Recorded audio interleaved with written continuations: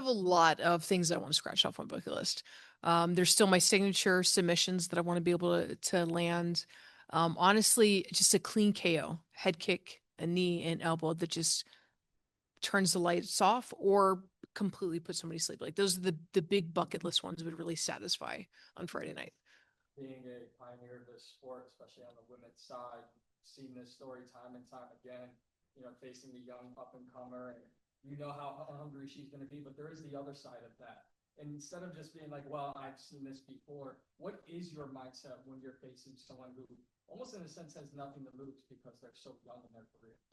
Yeah, I think for both of us, we have nothing to lose. Even for me, everybody keeps asking about retirement and it's like, oh, this is just, you're fortunate to have another fight. So in that sense, like I have nothing to lose because I'm still doing this when most people have long since retired. Right. But I'm always used to, they seem to always put me up against somebody who's that new up and comer. They're the champion, whatever organization they were in, they're undefeated and they think that they're going to pave their way with me. Instead, I paved my way with another loss and for them and they're first on their record. Obviously, I'm not going to ask you about retirement, but I will ask you, after you do everything you set out to do this year, is it still beating the table for the 135 here in the PFL? Absolutely. Yeah. I'm pushing for that 135. Even if it's just super fights, I'd be really satisfied with the super fight. If that could then mean that just strengthening my legacy with afterwards, that just paves the way for other fighters to be able to then have the 135 division, I'd be happy with that. But I think some super fights after this season, particularly 135, would be awesome. That's an ideal way to close it out for that. Like I said, Yes. not putting a timeline on it, but finishing this tournament, then going out, maybe getting these super fights at 135, and as someone who blazed the trail, that would be how you walked out the door. Exactly. Yeah. Being able to open up a division and give a chance for other women. I just think that the 135 division is still underutilized and we don't see it as prevalent now in any organization. And 125 is kind of the one that's been banging along. I think if we can get a star that has great selling capability, we already know the talent's out there, but we have to have somebody else that has that charisma and the ability to carry the division, and that's what's ultimately going to make it. You on a personal level do that with PFL. Obviously, a long time in the UFC, won the championship over in Bellator, but to leave at any point in your career at this stage and open up the doors for more women in a new promotion like the PFL, who is making changes, positive changes on the go, what would that mean to you on a personal level? It would mean a lot. It would mean that I can have a sense of closure and being able to close out my career, knowing that I helped develop the possibilities for the future fighters and to do it with an organization that I know is taking care of their fighters. It's not like it's all just going back to their pockets, it's going back into the fighters' pockets. And that I can stand behind. I have to ask, you mentioned star power. I think obviously it's well known that if things all go according to plan and shape up, the winner of this tournament would face Dakota Ditcheva as long as she takes care of her own business. What do you make of Dakota Ditcheva as a star with the PFL? I think she's doing a great job. Her performance that she originally won when she was in the UK, coming over, winning the international title. And she's attractive for people. She has the fun, bubbly personality. And on top of all of that, she can carry her own in the media. And the most important part, she can carry on the cage. It's not like she just has that attractive element that people like, but she has the skill, talent to be able to back it. And that's what we need to be able to really build up the divisions. How much of the other matchup in your bracket are you paying attention to, or are you not paying attention at all? I have to pay attention. Yeah, absolutely. I'm definitely paying attention. I mean, even just for Dakota and her fight against Sumiko within our tournament itself and how that's going to go. Of course, I'm going to be watching on Friday night to see because it's kind of a surprise sometimes where I'm like, oh man, I missed that fight. And then somebody walks into the cage and I'm like, oh, that's who I'm facing. All right, cool. Yeah, that makes sense. Like, to not have that surprise would be cool because it's always like, hey, get to the fight conference afterwards. And they're like, how do you feel about fighting on this date and this location? I'm like, just found out, had no clue. It's nice to actually have some information going into that. I think that Shakalova has the ability to take Bishop down and hold her down. And I think that Bishop gets tired pretty easily and will gas out. And if she's just able to stick to that, I don't think that Bishop will really have much of an answer. It's probably a boring fight because she'll just hold her down like a good wrestler the whole time. But it's a winning result. Last question. You've done so much, you've achieved so much. if I can say so myself, I feel like you're the happiest right now being with the PFL because you're with a promotion that does care and is thinking fighter and friend first. First off, would that be accurate? And secondly, is this how you want to lead, when your career is over with a promotion that is doing all those right things? Yeah, of course, I want to be a part of a promotion where you're not leaving with a sour taste, where you're like, yeah, I stopped fighting, but it wasn't done happily. You want to be able to step away with the most confidence about the future of MMA and everything you contributed to it. But also, yeah, I'm happy now because I know when I'm going to fight. It's not like I'm telling my wife and my son, like, hey, I'm going to fight camp and it gets extended for another 3, 6, 9 months. I'm like, hey guys, I was away for a whole year not seeing that happen. Like knowing is a lot easier on all of us. So if when my family's happy, that makes me happier. Thank you.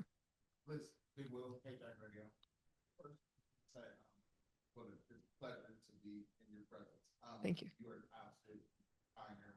You've been up and down the road, detail, east, west, Smith, everywhere. So, honored to absolutely meet you. Thank you. What keeps you motivated at this stage in the game? You've been all over. What keeps you going? Love of the sport. I love adapting. I love growing. In the beginning, it was just so much potential to learn, right? MMA isn't just Muay Thai and wrestling and jiu-jitsu. It has its own type of wrestling, its own type of jiu-jitsu, its own type of striking. And I love that you can learn all those martial arts and then apply them in a different way in MMA. And that's really fun because at any point I can be like, all right, today I'm going to go learn Aikido and see how that applies for MMA. And I can find the application for that. And that's fun because there's not many sports you can be like, yeah, I'm going to go learn basketball and that's going to help me to play football. But no, you're going to play like soccer and that's going to help you with wrestling. No, it's not going to help you. Right. But you can learn all these other martial arts and apply it. And so that's really fun to show up and try new things all the time. And then I have a bucket list of finishes that I want to be able to pull off. And it's really fun to come in with a focus on that and try and achieve it in every fight.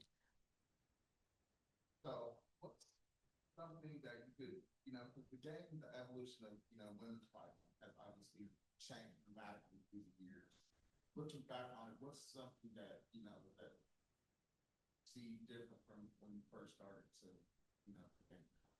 Oh, so much has changed. I mean, when I started, women were kind of like the laughing stock. There was no effort, no real energy put into women because they weren't making up the fight teams. And everybody's like, oh no, they're going to be too busy, too emotional, too many things going on, too many distractions. Instead of the hardest workers in the room that were there more consistently were women. And then, so like trying to go on a fight team, you're the only one on the fight team. Now you'll find so many more women there. The talent at that time wasn't great. Like it wasn't being demonstrated as well as it could. Now if a woman is saying she's a professional fighter, there's no doubt that the skill she's showing you is exactly that of a professional fighter. Before, like you could just walk in off the street, sign up for a pro fight, and like, yeah, it looks like you definitely haven't trained for that. It's pretty obvious. Now that doesn't happen. Everybody knows better. And so I think the biggest thing is just the talent that's out there and the way it's represented.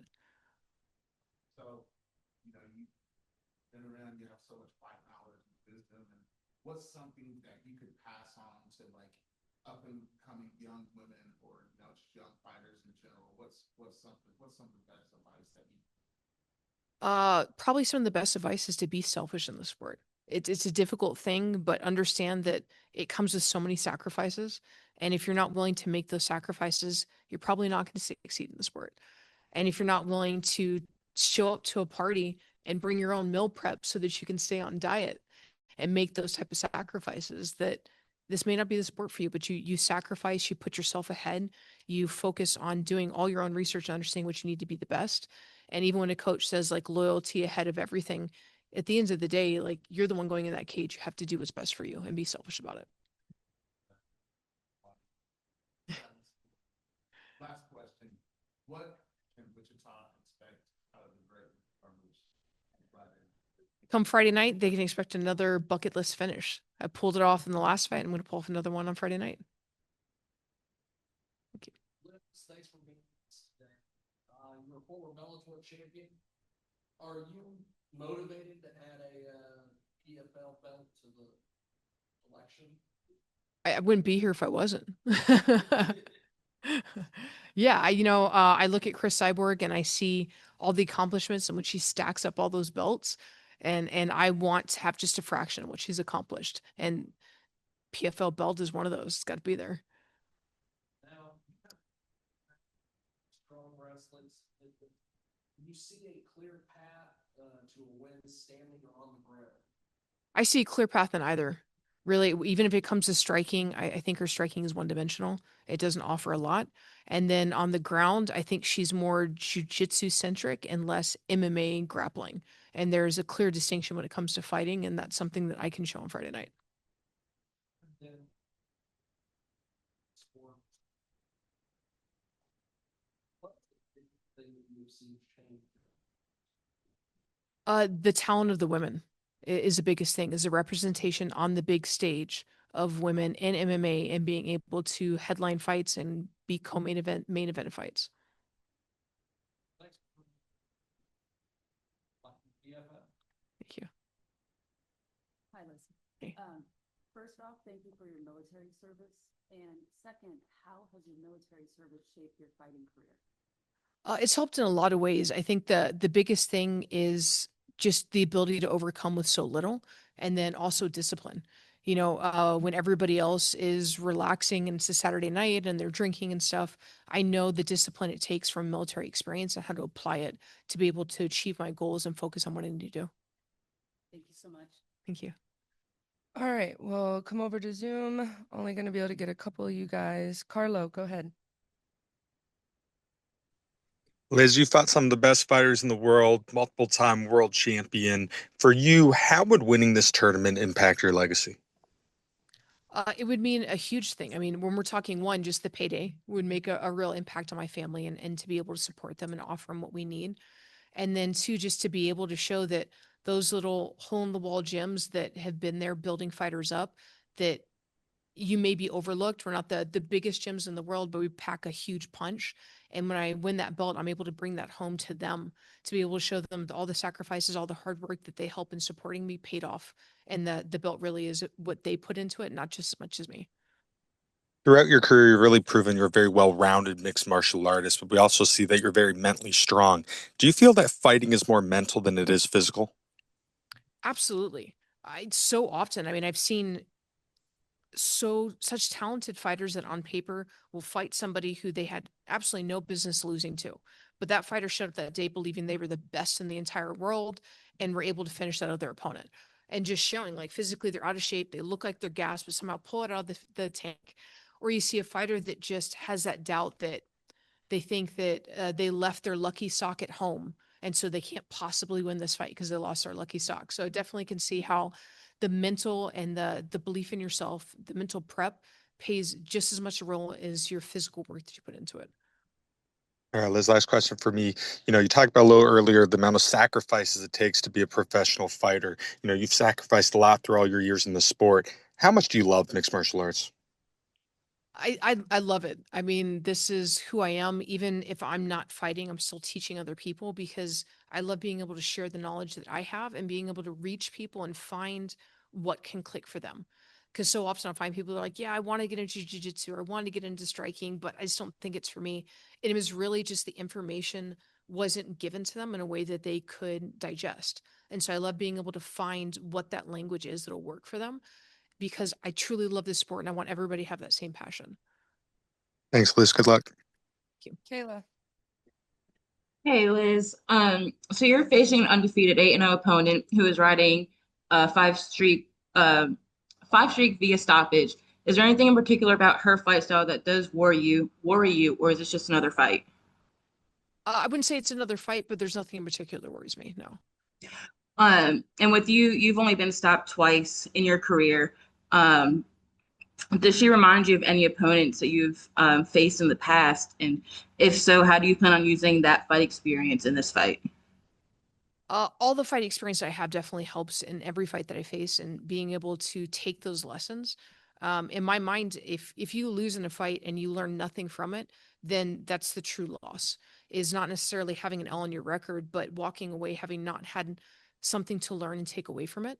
And Mhm. even in my wins, I do the same thing. There's always lessons and something to take away from a fight, regardless if it's a flawless fight. There's something to take away to be able to improve upon. And so all those lessons I take with me on Friday night. Also, last question. You are such an advocate for female fighters. What advice do you have for a new female fighter who might be scared because of all the issues that and problems that are causing the female fight world? Yeah, I would say that if it's something they're worried about, understanding that it is difficult. Women are not paid equally as men. I think so often in general, people get into the fight game. They're like, yeah, I'm going to make a fortune. I'm going to have big paydays. It's like, yeah, most of us don't make big paydays. I spent so many years paying to fight just because I loved it and I wanted to be there and I wanted to challenge myself. But coming home with a negative, coming home with the zero and not making any money off of the fight. So if they're getting into it for money, you're probably in the wrong sport. Pick something different. If you're getting into it because it's something that you're truly enthusiastic about, then find the fight team that clicks for you. If something is unsettling and doesn't sit right with you, leave that fight team. You owe nothing to them. Find the one that's going to fit for you, that looks out for you, and that you fit with well.